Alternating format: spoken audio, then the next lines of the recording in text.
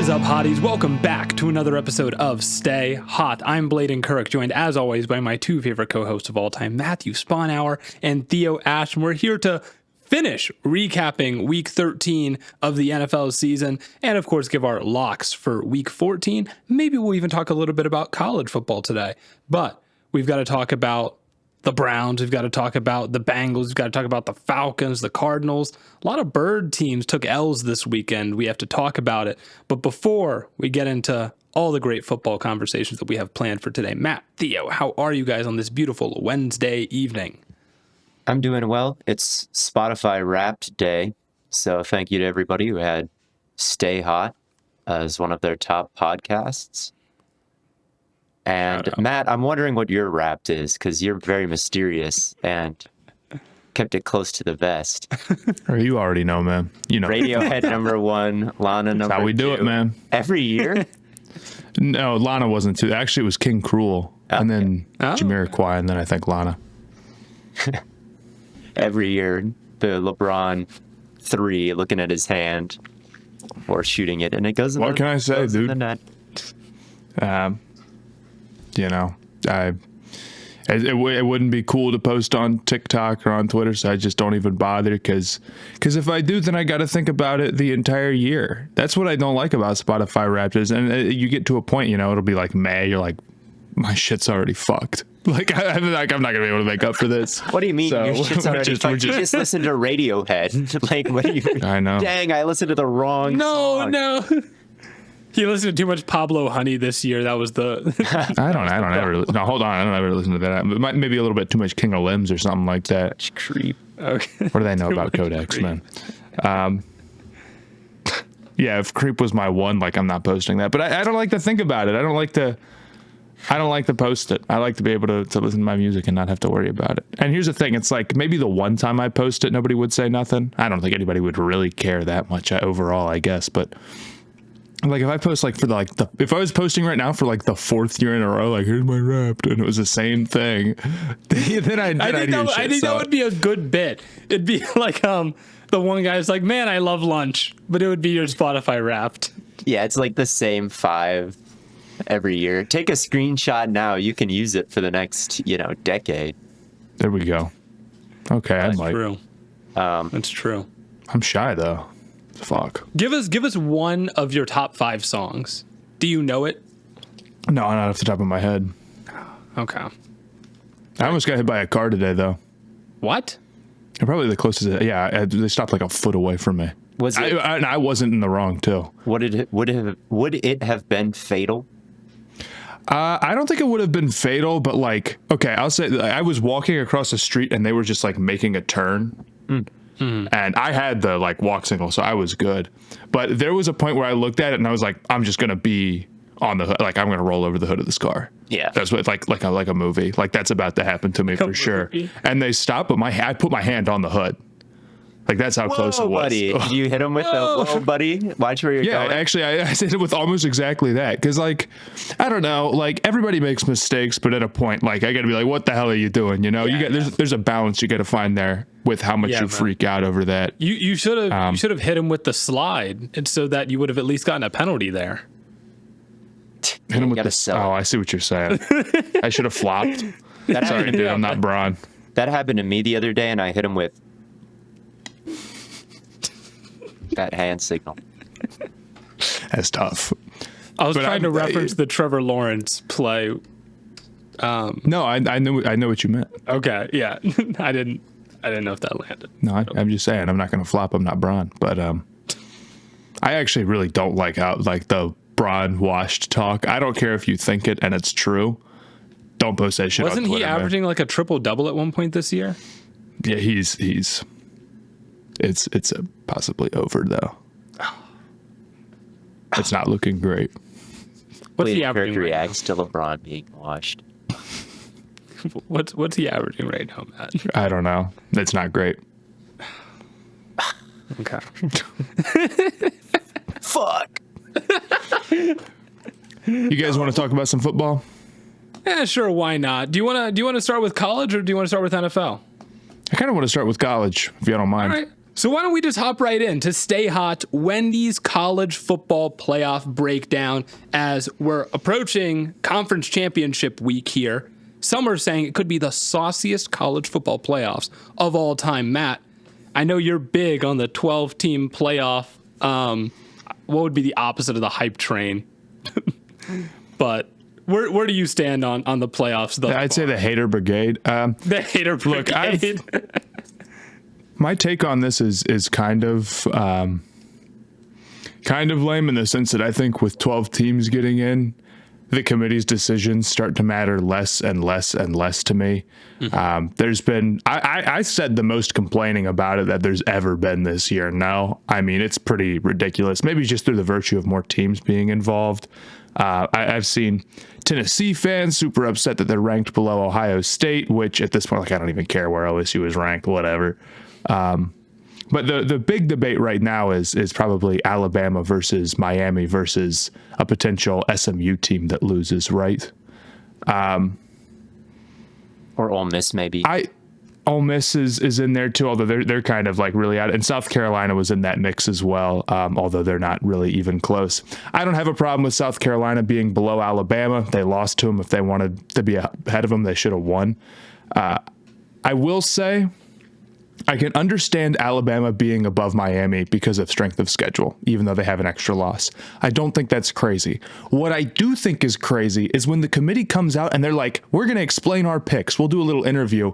And then they make things worse by saying like, well, it was really the last 3 games that got us for Alabama. And it's like, dude, Alabama didn't do shit. And they played Mercer. They lost to Oklahoma by 21 and they beat a bad Auburn team, you know? And it's like the idea that you would be caring about like how teams finished, like waiting late games more. I don't like that at all because it just makes the beginning of the season less important. So if I was a Miami fan and I heard that was the logic behind it, not that, you know, Miami closed this season super strong, but to say that like when the losses happen matters that much, just stupid.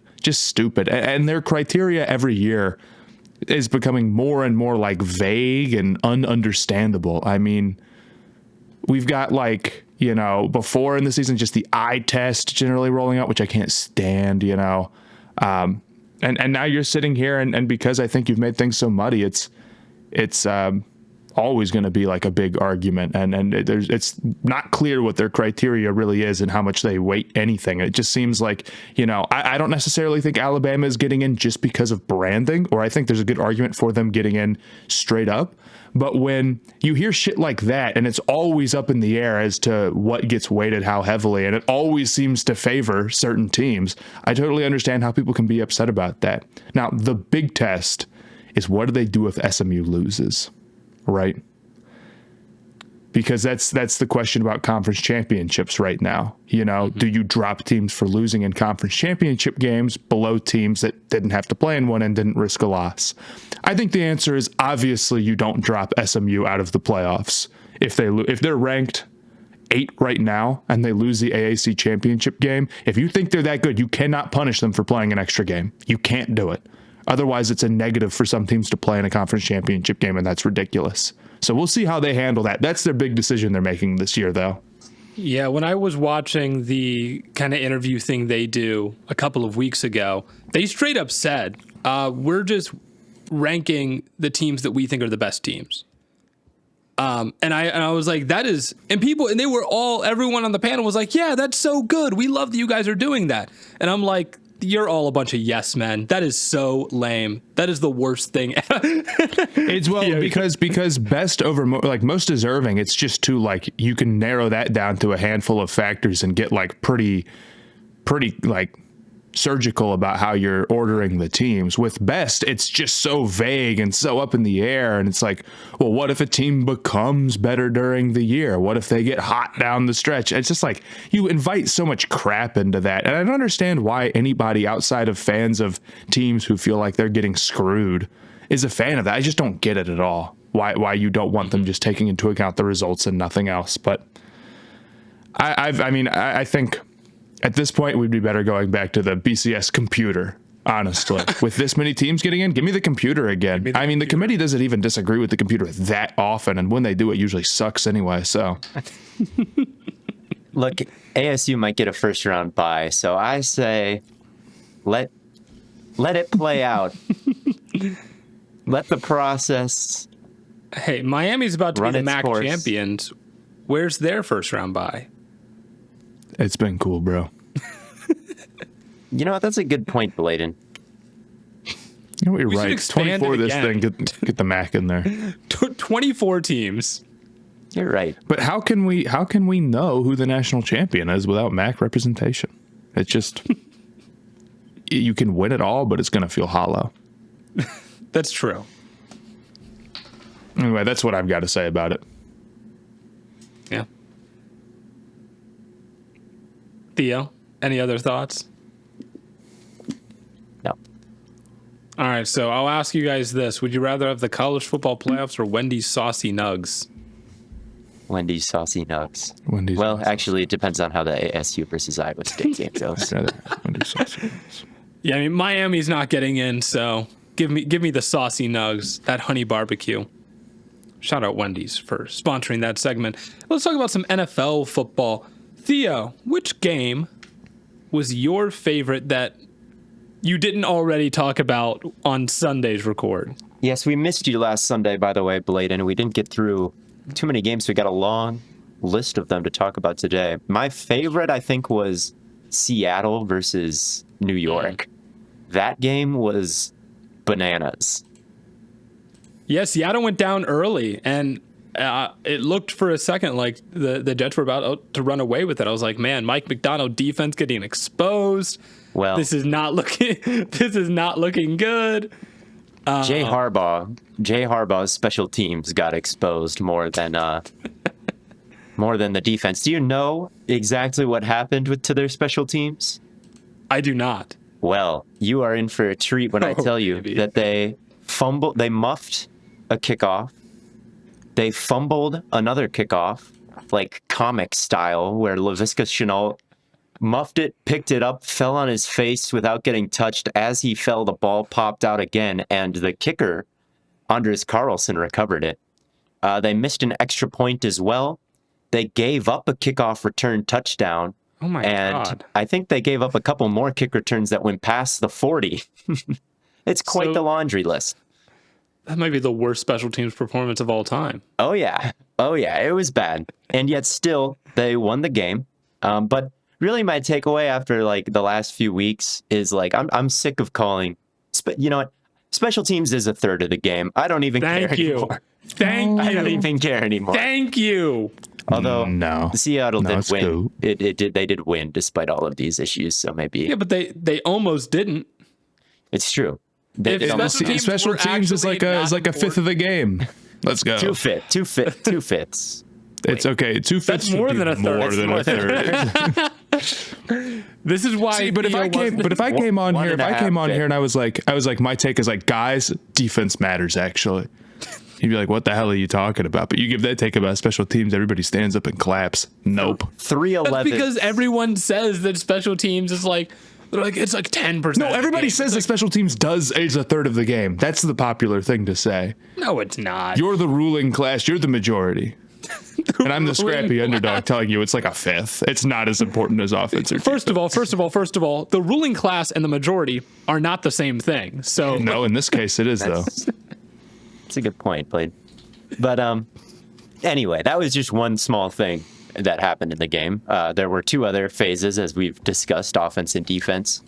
And Seattle has some real stars that are breaking out in a big way on both sides of the ball, like really hitting the tippy top of their ceiling, perhaps. One is Big Cat, Leonard Williams. He has been on a phenomenal run these last 2 weeks versus the Cardinals and versus the Seahawks. Versus the Seahawks, he had one of my favorite plays of the year, maybe my favorite play of the year. They looked like they were going to blitz. They dropped him and Jerron Reed into the middle zone and played man outside. They blitzed Witherspoon. Safety took Garrett Wilson, so Rodgers thought he was going to be able to sneak it in there because the safety was covering him from depth. Threw a slant and threw a pick six. Same sort of deal as when he threw a pick six to Andrew Van Ginkel earlier in the year. Slant to Garrett Wilson, tipped to himself and taken to the house. Man, the big man was absolutely rolling. The slow motion replay of it, of him smiling as he like took it the rest of the way, like awesome play. And that was a huge swing in the game, obviously. Huge pick six. They were in the red zone before that pick six was thrown. So arguably a 14-point swing. It definitely was a 14-point swing when you consider that Rodgers missed Garrett Wilson running like the nastiest double move of the year right before to get open in the end zone. Rodgers overthrew him. But yeah, at any rate, Leonard Williams, great game, pick six, had a bull rush sack, had another sack where he kind of cleaned up the mess that Boye Mafe made. So 2 sacks for him and a pick six. Huge. Julian Love is another guy that needs some conversation. He is playing at an elite level these days. They gave him an extension maybe before he quite earned something that huge, at least in the public's eyes. I know they loved him internally, but now he's actually playing at a crazy high level. He was hitting in this game, just filling downhill and blowing things up, forced to fumble that way, just taking on Breece Hall and popping the ball out. He had this PBU. I couldn't quite tell what the coverage was. It looked like cover 3 to me, just based on the safety rotation and the other corner popping out into the deep third. And like his initial movement made it look like he was going to drop into the deep third, but then he stopped and played underneath. So it was like 5 under 2 deep with no one in 1 deep third. And there was a crosser coming, and it looked like the crosser was going to be wide open for Rodgers, but Julian Love underneath, like, I don't know totally what technique he was playing, but he jumped up and batted it in the air and almost created another interception. So I don't know if he was like just robbing it or what. I'd be interested to know or what exactly the deal was there. But maybe he was bracketing. I know there was an isolated receiver. I think that was running maybe a slant. Maybe he was bracketing, but usually you play that with like 2. You don't play like third, nothing. Like that just you don't usually see in a bracket. But at any rate, he was phenomenal, fantastic. 6 solo tackles, a couple havoc plays in terms of PBUs and fumbles. So those 2 are unbelievable. And then JSN had a great game as well again. And he has been so good over the last few weeks. I think he's almost top 10 in receiving yards now. He's having a fantastic year. Yeah, I think Mina Kimes tweeted something out earlier today where she highlighted his best route of the day, which was off a scramble drill. And she mentioned that the 4th down. Yeah, and it was that was fantastic. Yeah, and it was 4th down, and he caught a play probably 25 yards down the field. But she said that he's like 4th in yards per route run over the last month, or something like that. So that's the thing about him too, is that like at the start of the season, it was like, dang man, like he wasn't really turning it on, and I was a little disappointed. But he's been fantastic recently. He started to get his feel back, and obviously he's a really, really electric route runner. So he's putting it together. I'm happy to see it. And I feel like in this game, what stands out when I watch him is just how he molds his route to the situation. Like he understands that it doesn't have to look just like it does on the piece of paper that you draw it up on or the whiteboard. It really molds to the coverage. Like that 4th down, it was actually a drag route. He was open originally, but then he saw Geno start to scramble. He curves it all the way back. It's like to even think to do that, you know? Yeah, he turns it outside, runs towards the sideline after initially running the drag. Corner can't keep up with him. Geno finds him. Amazing throw from Geno, amazing route.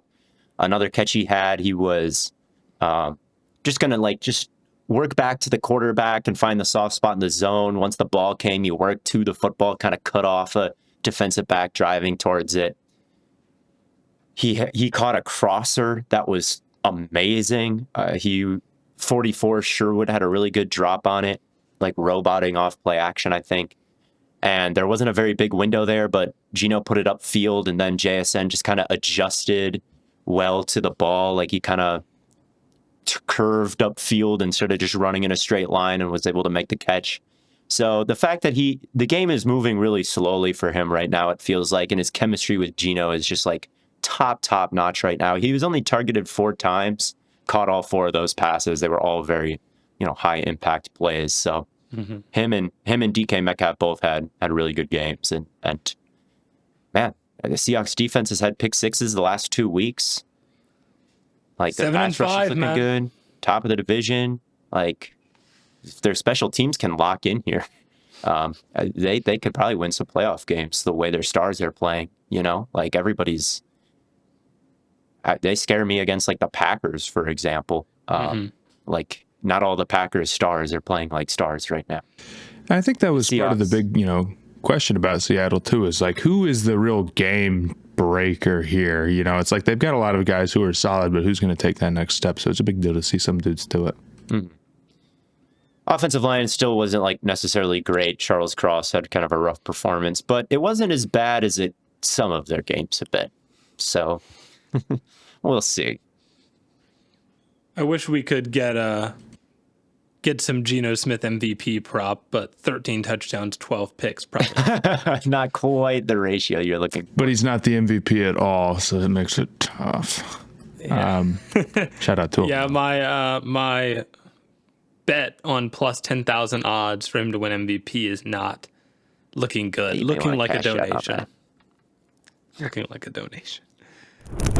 There's just something magical about being at a live event, whether it's the energy of a packed stadium, the thrill of a concert, or the laughter at a comedy show. There's truly nothing like it. I remember catching a game last year, one of those last-minute decisions where everything just fell into place. The roar of the crowd, the buzz in the air. It's an experience you just can't replicate anywhere else, and I'm really looking forward to making even more memories this year. That's why I'm so excited to tell you about Game Time, the app that's been a game changer for me. They've had this new feature called Game Time Picks, and trust me, it's a lifesaver. It takes all the hassle out of finding tickets by showing you the best deals on the best seats. So no more endless scrolling or second guessing. Just the other day, I was looking for tickets to an upcoming concert, one I've been dying to see, and I decided to check out Game Time Picks, and let me tell you, the deals they had were unreal. I found a super deal that was just too good to pass up, and within minutes, I had my seats locked in. The app even let me preview the view from my seats before I bought them, so I knew exactly what to expect. But what really impressed me was with how easy the whole process was. The app is super intuitive, and with features like all-in pricing, there were no surprise fees at checkout. What you see is what you get. Plus, with their lowest price guarantee, I knew I was getting the best possible deal. And if anything happened, like the event got canceled, they got you covered with their flexible customer service policy. So if you're anything like me and you want to take the guesswork out of buying tickets, you've got to check out Game Time. So download the Game Time app, create an account, and use the code BLADENK for $20 off your first purchase. That's, of course, BLAIDENK for $20 off. Download Game Time today. Last minute tickets, lowest price guaranteed. What were your guys' thoughts on Kirk Cousins throwing 4 disastrous interceptions? I have some strong opinions about that. I think that he's still kind of washed in the sense of how we talked about him at the beginning of the season. We got out over our skis a little bit where we're like, holy cow, he might not be able to play literally at all. He looked so bad week 1, if you remember. Yeah. And it's not that bad. It's still bad. It's still a problem. First off, I don't think he's got some humongous arm. And I think when you combine the fact that he's got this really honestly below average, weak arm combined with him not really moving super great and wanting to get the ball out as his solution to getting under pressure. Because of that, it leads to a lot of really bad decisions. Those two factors have come together to where you can have a 4 interception game where, some of those throws, the flat that he threw, that was the easiest pick 6 of the season. Yeah. It now, just was never going to work. Maybe he recognized that he shouldn't throw this ball, and it just he was just too late. And so that's why it kind of lollipopped out of his hand. But maybe, but then he's got other ones where Like he's, the double clutch and then he can't fire it in that window at all. And the like lollipop he threw into the back of the end zone. That's the type of throw you only make when you just don't have that many options available to you. And Kirk Cousins at this point, if his arm is not that strong and his mobility is the worst it's ever been, just doesn't have that many options available to him. I think, and that's why he struggles so much. Yeah, I like on the pick that he threw into quintuple coverage at the end of the third quarter. God. He had a wide open grass in front of him. It's just that he can't actually tuck it and run. Like that is just the farthest thing from his mind. So he has to do the thing that he thought about before, I guess, and throw it to the 40-year-old predetermined Brady receiver. would have run through that lane. Yeah, that one is not even a matter of him being washed as much as it is just a bad decision from him. But he's super washed, man. Like it's pretty rare that you get to the point where a quarterback is like throwing real balloons and like truly cannot move even a little bit. Like Big Ben maybe got to that point. Like I can remember Peyton getting to that point. Cousins there's no one in the league maybe that bad right now, but Cousins is as washed as it gets in football right now. Just from a movement perspective, when it comes to hitting the top of his drop, and like, if there's 5 pass blockers and there's 4 pass rushers, there should be 2 open escape lanes, right, to climb up into. He can't do it. Like he can't take advantage of that vertical space and put like downhill presence on a defense at all with like just climbing the pocket. He has to stand still. And I feel like a ton of his throws all year have just been like quietly underthrown. And in this game, like there were some that were very loudly like underthrown or didn't have much velocity on him. But even then, like he missed a touchdown to Darnell Mooney that Mooney had to like pick up off of the ground for no reason. That's like a quietly underthrown like miss that's low. And I feel like he's had a bunch of those this season as well. He had a few of those in this Chargers game where they just kind of fell at the feet of his receivers, Mooney especially. And it's disappointing that this game went this way because they had probably the best defensive performance they've had all year, maybe of like the last 3 years. 5 sacks on Justin Herbert, dude, against that offensive line with that, like, and a quarterback who's notoriously good against pressure. Like they came into this game dead last in sacks. One of the worst pressure teams all year. How in the world did they get 5 sacks on Herbert? Of all teams, of all quarterbacks, I think you got to give a lot of credit to Raheem Morris for kind of dialing up such a great game. I think there were a lot of plays where the coverage kind of held up on the back end, but man, to have that kind of a defensive performance and Kirk Cousins ruin it because they gave up, what was it? I think they only gave up 9 points on offense because of the pick 6, and they went for 2. So their defense only gave up 9 points. Yeah, totally. It was a good defensive performance from them. I think on one sack, they blitzed Caden Ellis, and the back got overwhelmed. On one, Justin Herbert like scrambled for a long time, and then Ebiketie caught him from the back. Yeah, and that was like a 0-yard, like half run, half sack. On one, they ran a stunt that I think Alt had to be responsible for number 93 coming around. It looked like maybe he was kind of locked in man coverage on Ebiketie and stuck to him when he went inside. And then the center, Bozeman, kind of tried to stick to Street coming around and just couldn't quite stick to him as he looped around the arc. And Justin Herbert had to hold it for a long time. And then another sack. Let's see. I actually have the tape up right now, so let's give it a little live film review. Live film review. Stay hot. It looks like audio film. Play action. Justin Herbert is reading downfield. Nothing's there. He tries to take off, and again, it's one of those like 0-yard, -1 yards coverage sacks. So good coverage downfield that complemented the pass rush. I thought Grady Jarrett played a pretty great game against the pass and the run. Like he isn't washed yet. He just might be a bit of a, maybe not a Ferrari in a like Section 8 housing meme, but like an Audi, like pretty good player. But it's not like a brand new Audi. It's like a 2-year-old Audi. 2-year-old Audi. I don't know. But I thought all the stars, Jesse Bates,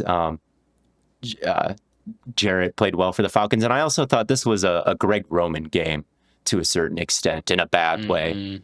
Justin Herbert had an above average completion percentage over expected, but a below average EPA, which means like, oh, he's completing more passes than he should, but he's still being a net negative to the team. Like, and then you look at the film and I'm seeing some weirdness. All right. I'm seeing some weirdness with the route combinations. Yeah. I'm seeing some bad spacing. I'm seeing guys hitch up and then a crosser run right into him. I'm seeing Ladd McConkey go on motion, confirm man coverage, and then run like backwards behind the line of scrimmage. Like, it's one thing to just bubble out and catch a smoke screen, right? And there's like a blocker out in front of you. It's another to like run behind the line of scrimmage like he does. And I just thought there were a lot of moments like that where a lot of the incompletions and negative plays for the Chargers happened when Herbert's only option was like a screen with no blocker. Ladd McConkey running a route backwards behind the line of scrimmage. Like just not much downfield spacing wise. And it doesn't help that Ladd is the only one who can catch the ball. In previous weeks, he would be looking to Quentin Johnston running the clear out down the sideline, the go versus press. He threw like 7 straight incompletions on that concept. So this week, he wasn't really looking at that. And then the other route concepts were just kind of like muddled and kind of low, like high risk, low reward routes, I'd say. So I wasn't really a big fan of that.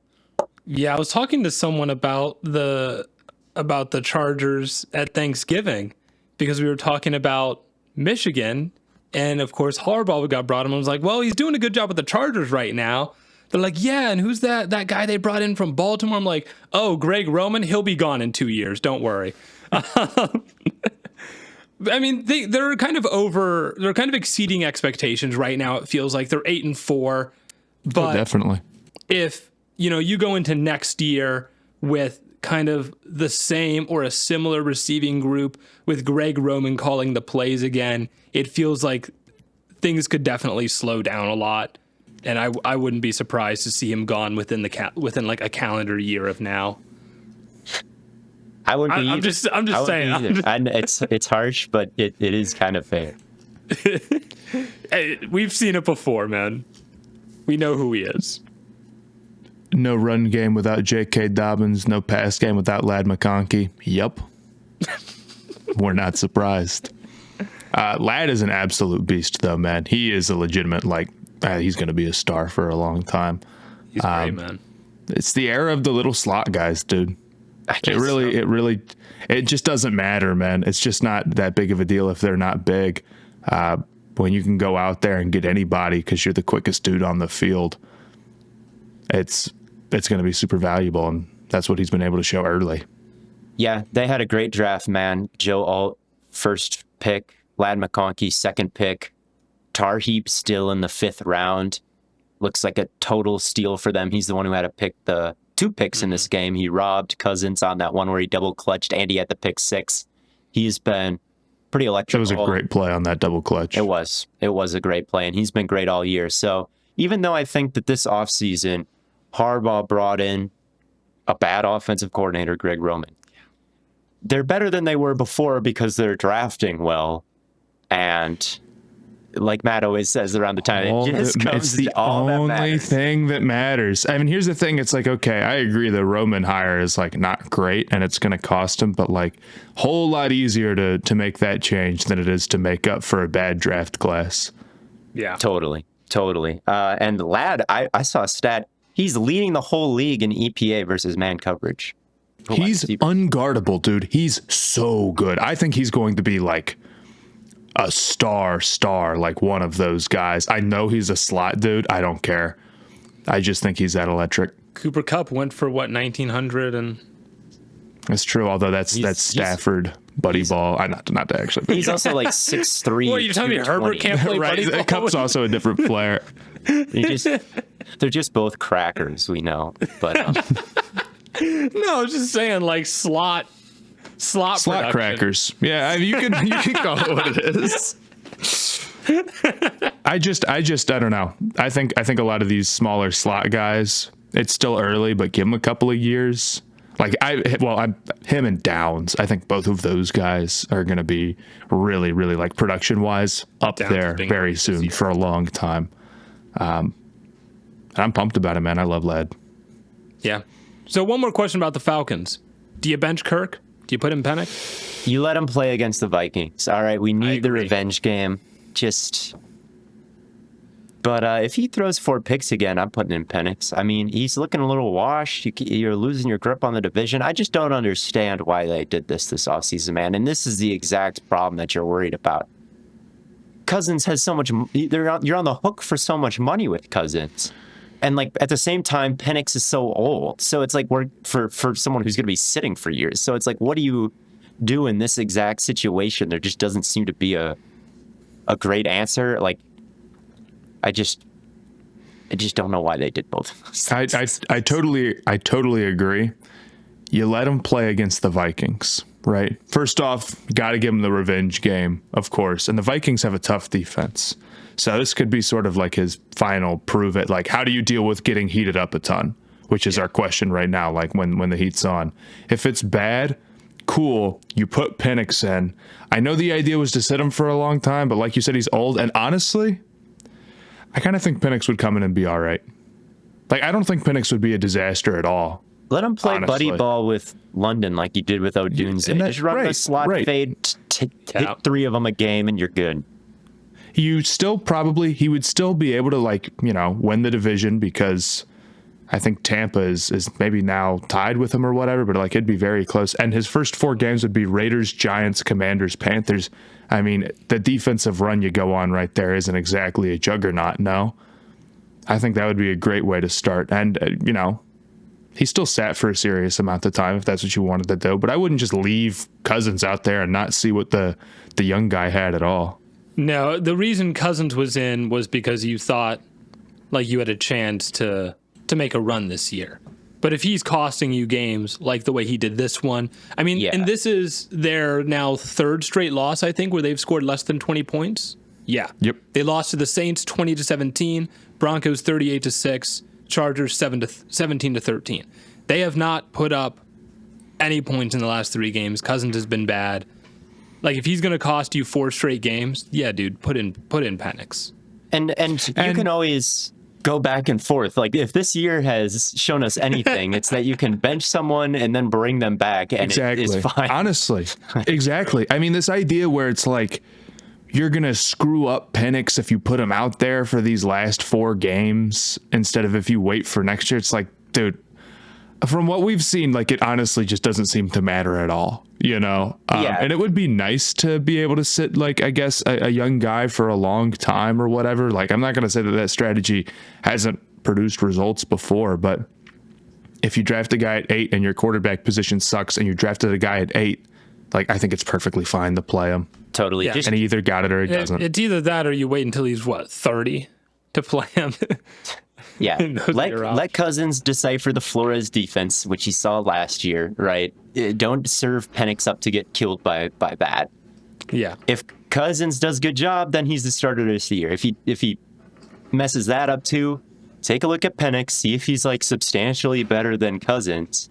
If he's like making a bunch of inaccurate throws, his mechanics look fucked, and he's making bad decisions, put him back on the bench and go back to Cousins for the playoffs and say, hopefully Penix develops in the offseason. Like that would probably be my strategy. Yeah, but give yourself a like, I don't know. What do you have to lose? You know, like at this point, you've lost 3 in a row. If they look, the idea is that you're gonna like ruin Penix if you put him out there too early. I just don't subscribe to that at all. I think that's entirely made up, and it's completely unprovable that it ever actually happens to anybody seriously. Yep. That you like permanently mess up a quarterback and they never can be better because they were in a bad situation. I think they can play worse, obviously, but Atlanta's not even a bad situation, you know. So put them out there. Yeah, you've got good backs, good receivers. What more do you want? Good line. What more do you want? Let's see. I want to see. I can't find the tweet. I've been looking for it. His numbers versus the Bucs versus. Oh, here they are. Kirk Cousins against Tampa, 8 touchdowns, 1 interception. Kirk Cousins against the rest of the league. 9 touchdowns, 12 interceptions. Damn. Not great. Not great. Not great. The last 3 weeks, he is at a 0-6 ratio. Bro is touchdowns locked to- in the week of the week of Tampa games, I guess. Dude, can I change the subject real Yeah, quick? I have nothing Sure. to say about this game. Okay. Are we in for the worst playoff race of all time? We are. I knew AFC? the AFC was bad. I knew that every team that was in the playoffs now for the AFC had like a 90% chance to make it. I was aware of, with the Yeah. Broncos being the 7th seed at 8-5, and then nobody else having a winning record. Yeah. And it being like the Colts, who I don't think are going to like go on a great run, honestly, or Miami, who had a really tough Hold loss. on about the Colts though. If the Colts win out, I just did a video about this. If the Colts win out, which would include a win against the Broncos, and the Broncos lose one other game, the Colts are in. Yeah, I'm not saying they can't be in. I'm just saying it's really one a mid. path to one. Yeah. I'm just saying. And the Broncos have kind of a tough schedule to end the year. The Colts have kind of an easy schedule to end the year. Maybe. Richardson's playing good. But that's like the one scenario that's like up in the air. Like, I'm not saying I that know they you like the can't Colts, but happen. you get the point I'm making, right? Yeah, no. It's, But then me the if my Colts NFC as well. It's like there's maybe one spot available. Like the Packers are the 6th seed; they're 9-3. Then it's Washington at 8-5 at the 7, and then it's Tampa at 6-6, who's really going for the NFC South, which I guess will be kind of interesting. But then it's like Cardinals at 6-6, Rams. Like there's a lot of teams that are sort of like mid, and I guess within striking distance of that last spot. But it all hinges on Washington like stumbling, which they could. Saints, Eagles, Falcons, Cowboys. Not the strongest schedule in the world. No, you're right. We're going to spend the last month of the season, and the only thing up in the air is if we get Falcons, Vikings, or Bucs, Vikings in the first round. Oh, bro. There's still movement within the playoffs on the matchups, of course, but like, What's going on with the Premier man. League? I've never seen this happen before in the NFL, where it's this cut and dry. It's very weird. they need to shrink the playoffs down. They do, actually. I don't know if I love the 7th seed, honestly. I just more miss the 2nd seed getting a bye, but I don't know. That's just weird. It's just strange it's played out that way. I don't have any acute observation about that. other Hopefully, than it just will be makes the tapped into playoffs NFC South. better. Like, Here's the thing. I am thinking the playoffs are going to be pretty good. I think the 7 seeds are pretty good this year. I agree. Commanders. And I think Broncos is Washington is like I would be like that's a tough matchup. That's a would they tough be playing matchup right for now, a 7 Philly? seed. They'd be playing the Philly. Yeah, it's like dang, that wouldn't be the easiest matchup in the world. Not to say that they don't have serious flaws. The same thing with the Broncos. Although I mean, both those teams aren't guaranteed to be the 7th seed. I'm just reading off who's now. But like I would be like that's not a gimme. Some years it's a gimme as a 7 seed. Not The this Broncos year at have all. a mailman out at corner right now, though. So We'll see. Well, do we want to talk about that Broncos Browns game because we haven't hit it yet? we that can was talk an about awesome it. Game. That was Blaiden. an awesome game. What is this now? The third? 3 of the last 4 Browns games have been absolute cinema. Yeah. This rocks, man. This Yeah. rocks. You know, even though we've lost some games, we lost this one. It's just been so much fun to watch. Jerry Jeudy, I swear I'm going to get a picture of this on my wall. Jerry Jeudy scoring a 70-yard touchdown, getting the 2-point conversion, octopus. Yes. Then going over to the Broncos fans while they're booing him and just like, I'm back. What about it? And then having the most yards in a revenge game ever. Come on. Beautiful performance. And we get like I hate that it happened, but we got like the perfect Jameis Winston game. 4 touchdowns, almost 500 yards, but 3 interceptions, including 2 pick sixes. It was glorious.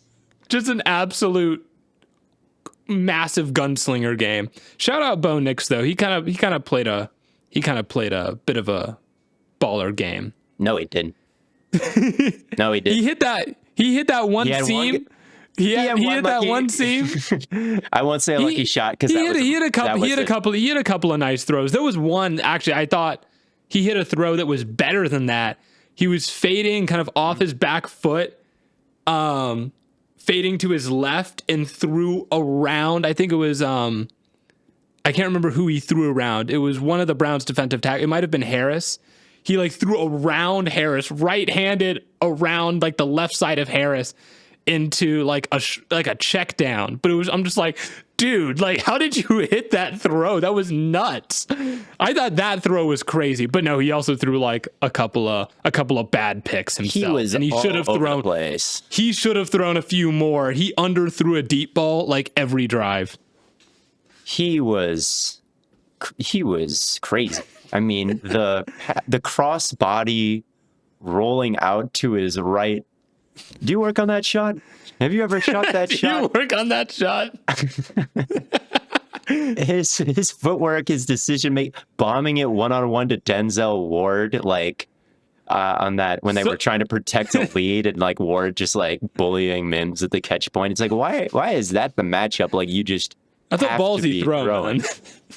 I don't know. I thought it was. I mean, the 93-yarder was sick. Certainly hitting the seam against the invert. Tampa 2 beat Denzel Ward to the spot. Denzel Ward pressed Y, unfortunately, instead of pressing X. Mistake. I get it. I get the mentality there. Hit the wrong button. It's okay. Hit the wrong button.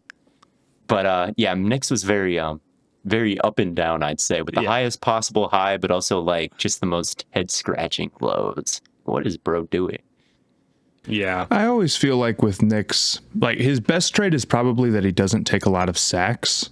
But the way that he doesn't take a lot of sacks, I feel like is sometimes getting out of the pocket very early and very often. And I feel like he's kind of better if he stays in the pocket when he's really like slinging the rock like that. So it's sort of a balance that he's got to find, I think. And I think some of it has to do with Sean Payton calling like a lot of moving pocket plays for him. Like, he's supposed to catch it and just immediately roll out, eliminate half the field.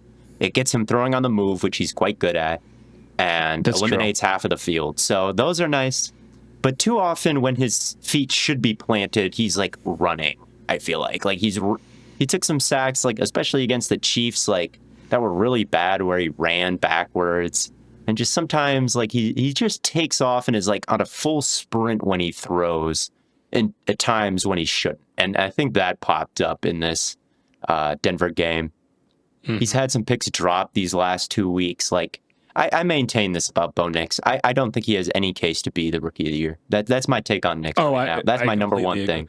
Well, first of all, it should be Brock Bowers, not to change the subject. I see very few people who are even trying in that one, honestly. I think Bowers is going to win. Ooh. And I think most people who aren't Washington fans or Denver fans agree. I actually think we're going to get that win. That's awesome. He just like he should be by far and away the offensive rookie. Like, to me, it's not close. Like, you're first team All-Pro at your position, which Bowers like top should 5 be. in receiving yards. He is top 5 in receiving. Is he top 5 now? Yes. Bro. It's not close.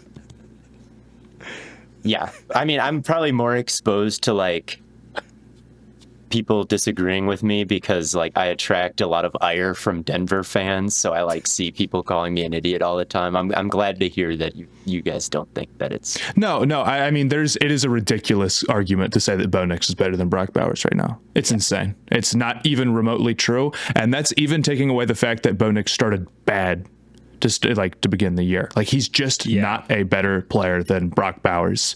And if he wins it, it is exclusively because he plays quarterback. This whole like, well, he led the Broncos to the playoffs. Nope, defense is what's leading them right now, man.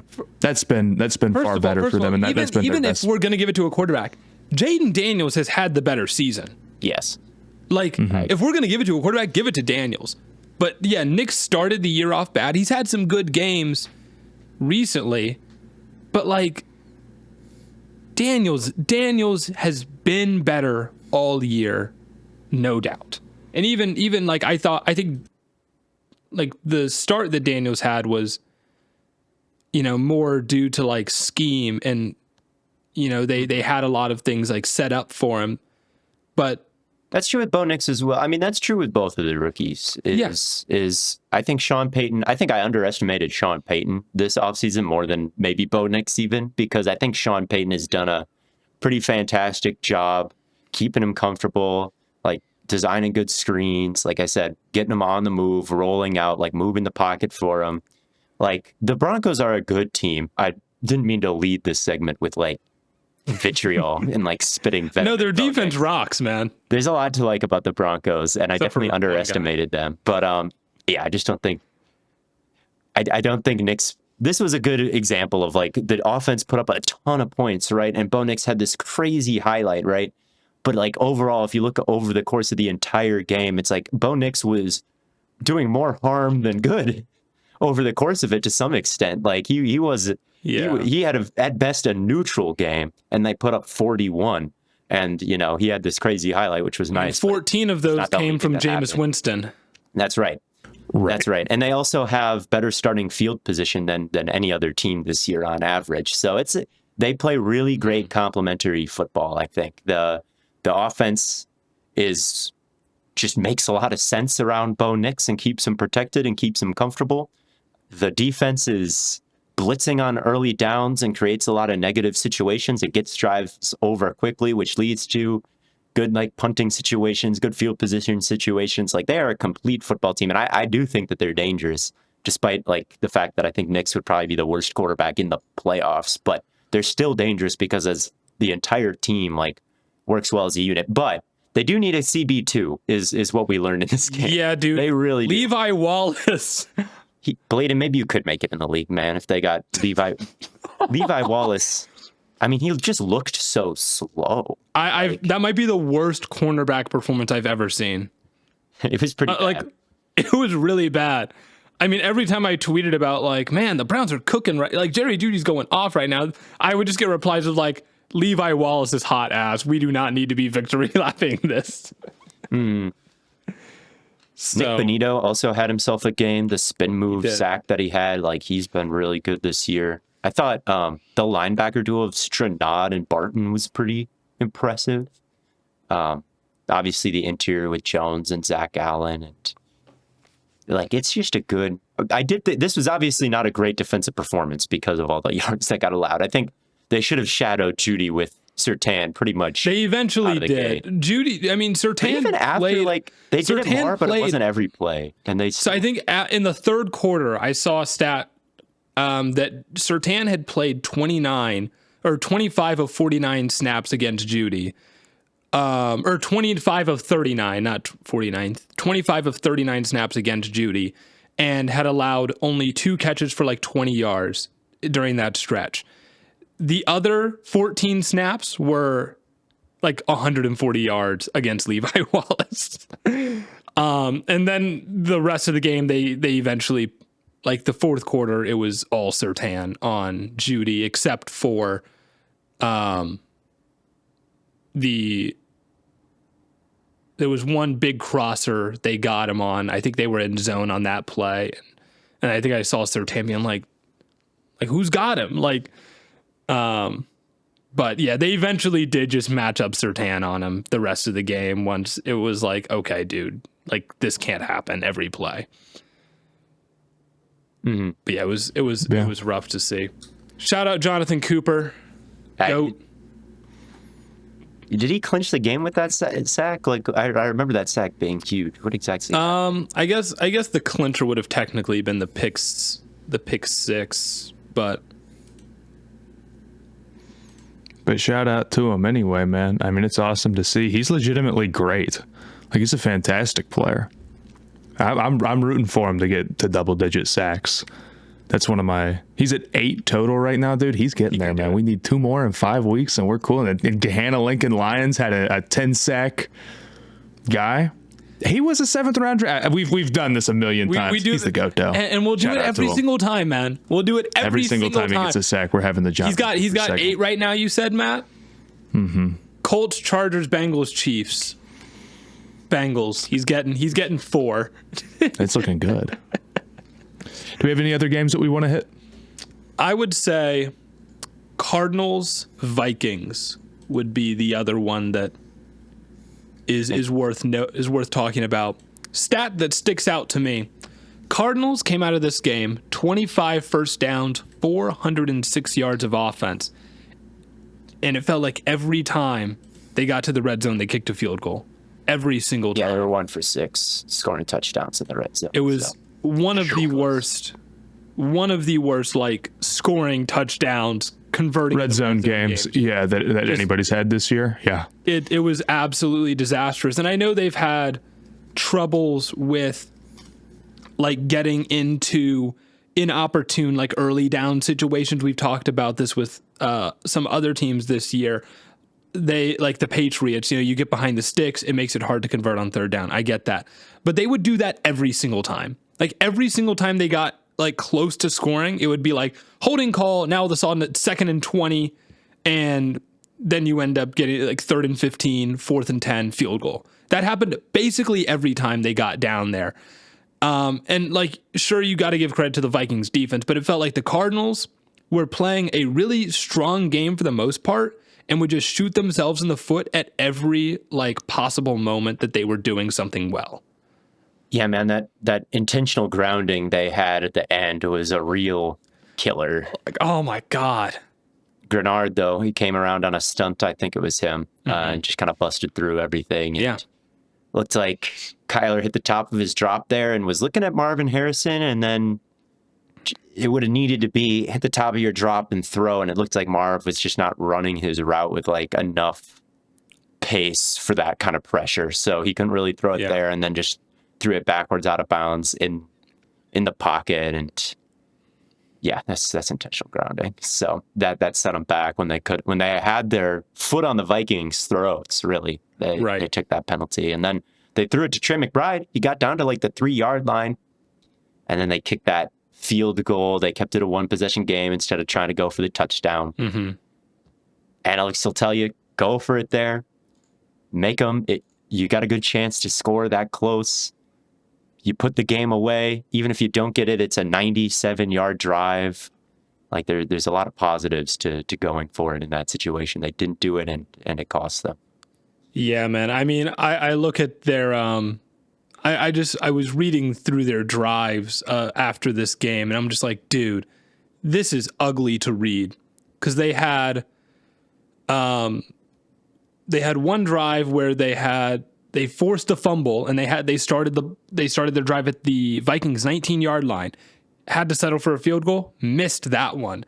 3 other drives in the first half, they had 11 plays, 12 plays, all ended in field goals. First drive out of halftime, 10 plays, 45 yards, field goal. And then their last full drive of the game is the one you're talking about, Theo, where they got down to the 4-yard line. 16 plays, almost 8 minutes for what? A field goal. Like, just, dude. I will say this, though. It's not even close to one of the worst red zone performances of the year, though. Because to be the worst red zone performance, you got to go down and you got to throw like a pick six. And there's been a couple of those, like the Jets game. That's worse than ever getting just field goals. The worst red zone game of the year, Seahawks versus Rams, week 9. Gino threw 2 red zone picks, including a pick 6. That's got to be the worst red zone. You had that on? Did you have that like ready? I just remember that game because Gino, they were playing the Rams, and he threw a pick 6 to Kitchens, and then he threw, I think, another pick to Kitchens where Fisk like held up AJ Barner, and then he threw it to Barner on a screen, and Barner wasn't there. And then, so I think that's the worst of the year. Let us know in the comments if you can think of a worse red zone game than that. Maybe the Commanders versus the Giants. That was one of those where it was like all field goals, but I think it was like they didn't score a single touchdown, and I think they kicked like 9 field goals, like 8 or 9 field goals or something like that. Yeah, the Cardinals did score 1 touchdown in this game, so the rest were field goals, though. Yeah, that was just ugly to me. I have a question for you guys. So Sam Darnold, he played a really good 3rd and 4th quarter. He made some really great throws to bring them back, and they won, and they came back to win. How are you feeling about the J.J. McCarthy, Sam Darnold situation? going for. How do you mean? Like, do what I think the Vikings should stick with? Darnold? I guess the question is like, what type of contract are the Vikings giving Darnold? That's the question, right? Or are they letting him walk? You know, like Right. and like JJ.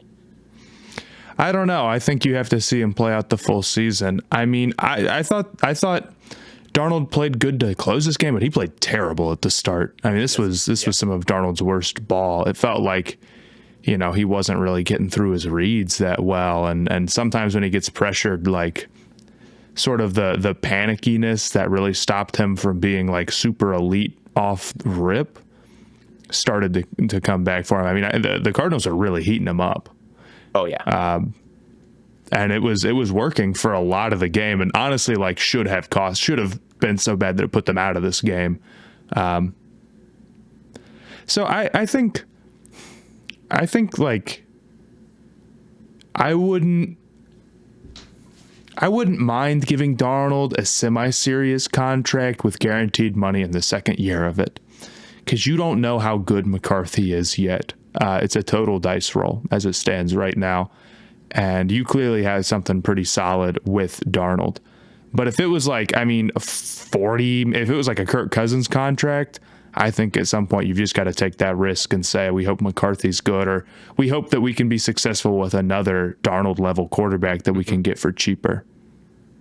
Yeah, I mean they have Daniel Jones, their other New York reclamation project behind him now. I know. Have you seen their quarterback depth chart right now?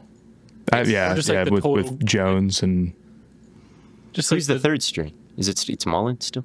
So the quarterbacks on their roster right now: Sam Darnold, Nick Mullins, Brett Rippon, JJ McCarthy, Daniel Jones. That's a group. It's a heck of a group. Yeah, I think I think for Sam Darnold, like the final is worth 30% of your grade. Like let's see how he looks in the playoffs. I guess it's worth like 50% of your grade, honestly. When you have a first-round quarterback sitting behind you, a guy who was picked 10th, like, yeah, exactly. You're gonna need to show you've got it when things aren't perfect. How good would Darnold have to be in the playoffs for you to, like, I don't know, trade McCarthy? Oh, trade McCarthy? How good would Darnold have? They'd have to win. He'd have to have like a Nick. If he had like a Nick Foles run, then maybe you'd be like, hey, yeah, that's a good way to put it. But it'd have to be something pretty serious. It'd have to be something. I don't know if they would ever really like trade him. I mean, honestly, they'd have to like win the Super Bowl. Yeah, to do something like they would have to win the Super Bowl, where it's like, okay, well, clearly this is like, we have to just keep running back with Darnold basically until it doesn't work because we just won the Super Bowl. But outside of that, like, even if you made the Super Bowl, it's like, how much would you, I don't even know what a McCarthy trade would look like. Even if they won it, you would probably just want to keep McCarthy around, just, and you probably would just say like, fall off a cliff. Right. You're like, yeah, there's no reason for me to be like, okay, no quarterback prospect. And McCarthy's so young, it's like you could sit him for several more years and see how the Darnold stuff goes. So I would say, like, I would give Darnold a decent contract. If I could get him for like Baker money, I'd feel great about that, honestly. Maybe a little bit. I don't know if he's quite as good as Baker, though. I don't know. No, he's definitely. But I wouldn't give him like. I wouldn't give him. I think like he might 50 be better than Baker. You think? I think you're wrong. I don't know. I do not like Baker, man. I do. I know you don't. I've seen his numbers on throws over 10 yards this season. All right, I've seen.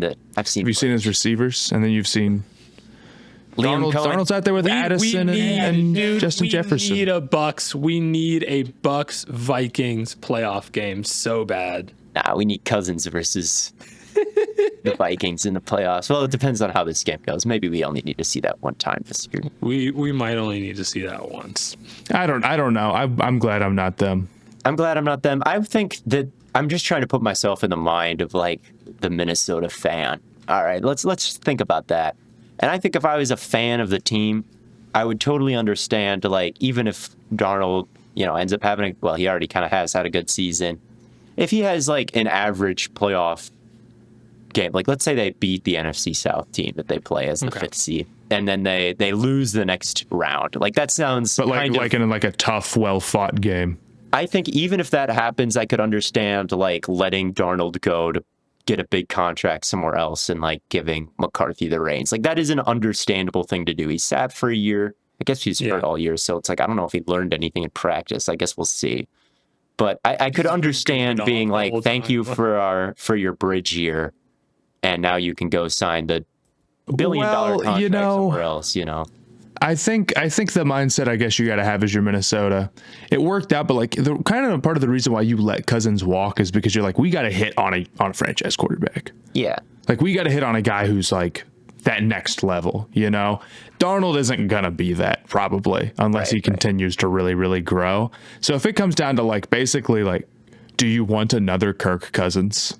Yeah. Although I don't think Darnold's as good as Kirk Cousins was, But like, I think you kind of got to be like, nah, we rolled the dice when we let Cousins walk and we got McCarthy, and we have no reason to say that we shouldn't do that again. There's a price where I'm cool to keep Darnold, but I think I lean towards saying I trust that we picked a good quarterback, and I didn't spend a top 10 pick on a guy that I don't want to see.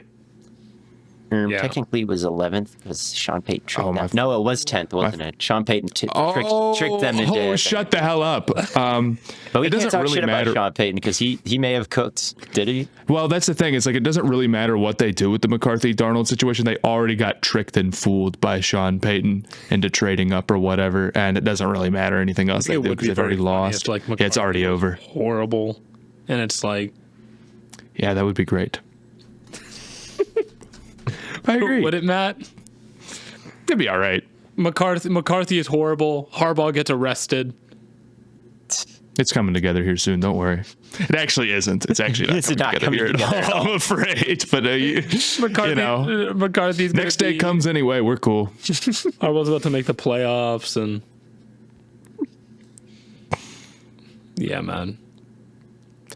Was there another game, or do we want to get into our good old locks?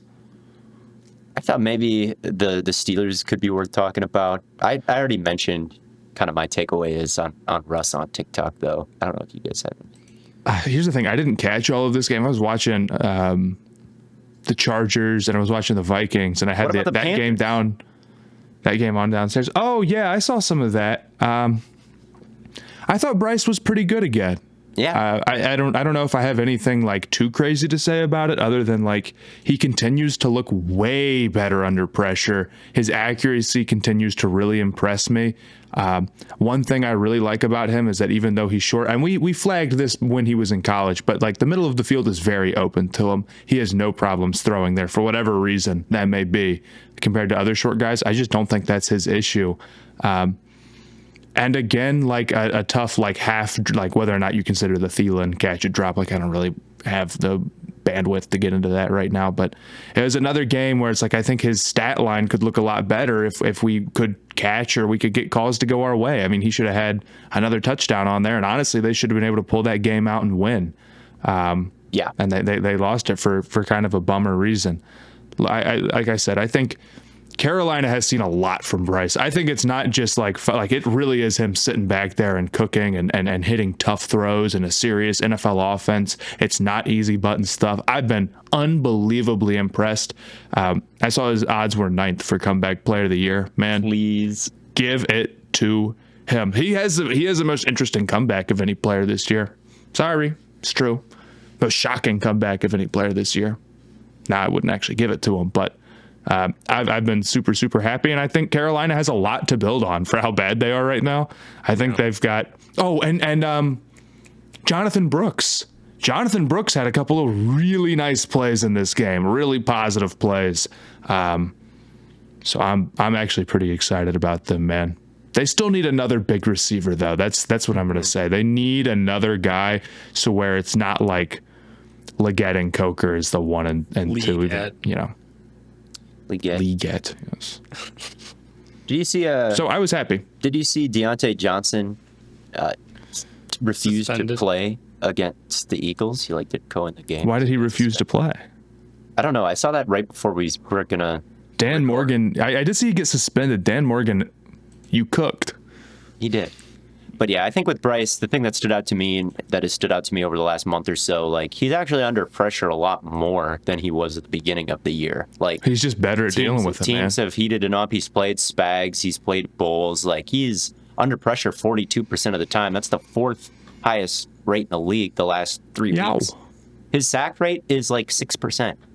Before, it's amazing. He's been amazing, opposite. Man. It was total opposite. It makes no sense at all, dude. He was not under pressure at the beginning of the year, and his sack rate was quite high. So he's totally. It was a disaster. Never wrong. Only early. My QB1. Shout out to him, dude. So I'm really excited. I think Carolina could have another good. And that's the other big thing is that Carolina had a really good offseason. Looking back on it, they crushed. They did everything that they set out to accomplish. Granted, the defense is like atrociously bad still. They set out to accomplish that kind of thing. Yes, they did. They said we don't care. We're getting the offensive line right, and they did. And a lot of their additions outside of the Luvu, I really don't love the Luvu letting him walk, but outside of that, I'm mostly very happy with how things have gone down for them.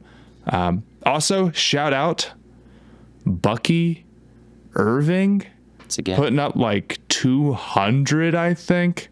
He's ridiculous, man. He's a really good player. He's going to be a good back for a long time. Should he We're be done in with Rachaad White. Your conversations, man? I like where your head's at. It's a shame that Brock Bowers is going to be an all-pro, but Bucky Irving might get to like 1,000 yards on the ground or something. I can hang my hat on that. I'd be happy about that. You should be. RAS score, it's been cool. He had like a 2.33 out of 10, and he's still a baller. So I've shouted him out one too many times, but he did go for 200. It's the year of the tiny NFL players, the year of the bad RAS score. We're moved. It kind of is. We're moved. Bryce Young goated. Anthony Richardson goated. I mean, he's like the biggest NFL player with the highest RAS score, but still goated. But let's get into our Stay Hot locks. Matt, for those that might be new, that are seeing everyone with Stay Hot in their Spotify Wrapped and thinking, man, I should really check out that show. What are the Stay Hot locks? Well, the Stay Hot locks are a competition between the three co-hosts here. Every week, we draft teams to win their game. So we go in a snake order, determined in various different ways. I believe we've been recently saying whoever's in the lead gets to pick their spot first, then second gets to pick their spot, and then third gets the last spot. But essentially, you pick a team to win, and if they do win, you get 1 point. You can pick as many teams as you like, but if you get one wrong, you don't get any points at all. So if I pick 3 teams, I only get 2 right. I get 0 points, not 2. You also have the option to challenge somebody. So let's say Blaiden were to say, I'm taking the Eagles, and I wisely counter with, no, good old Bryce Young will get us a victory. I would get double points if I ended up being right, but obviously there's a higher risk there because I'm picking the Panthers to beat the Eagles or any team that has already been picked against, right, which is pretty rare for the Stay Hot locks unless the situation is dire. And ties are null, so they don't count for anything. So 2 wins and a tie is just 2 points. All right. Thank you, Matt, for your wonderful deduction of the Stay Hot locks. The current scoreboard sits at Theo having a monstrous lead currently with 19 points. I have 12 Lucky points. Shot from a bum. And Matt has 11 points. We've each won 1 year of the Stay Hot locks, so this is kind of the tiebreaker, 4th year of it. Theo, you may select which pick you would like to have since all of our locks hit last week and you still have the lead. They all hit last week. The Chiefs gave me quite the scare. I was fingers crossed, but luckily the center's hands started shaking when he gave that snap, I guess. I was really upset that I missed the devil magic conversation Sunday night. The discipline conversation. The discipline conversation. I will take Mr. Eagles. So you'll take the first pick and go Eagles over. Yeah. Yeah, I can't say I blame you for doing that.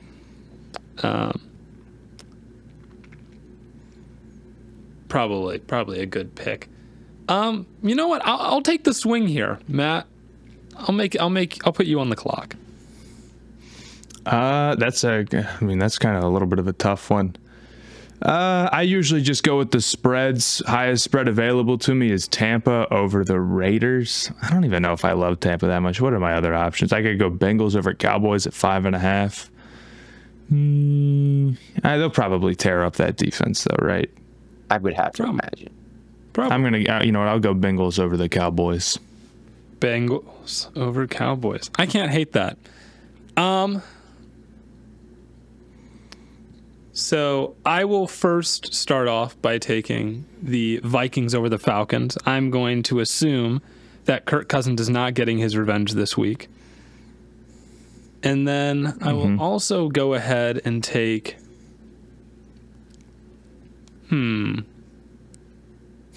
I will take the Bucs over the Raiders.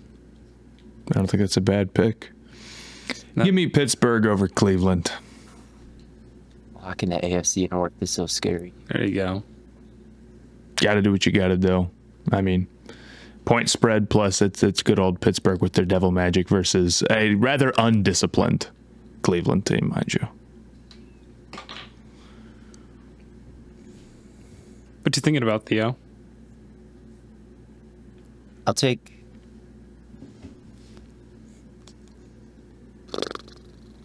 I'll be done. I got to protect my lead. I'll just take my point and go and leave you guys up to pick the rest of these games and try to catch up with me. Cool. I'm going to take Buffalo over the Rams. Oh, it's not your... Oh, it is your turn. Oh. You said you'll take Buffalo? Yep.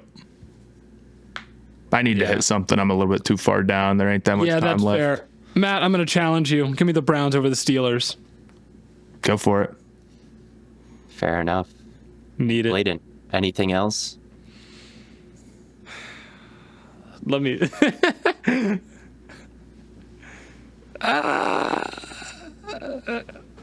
I don't...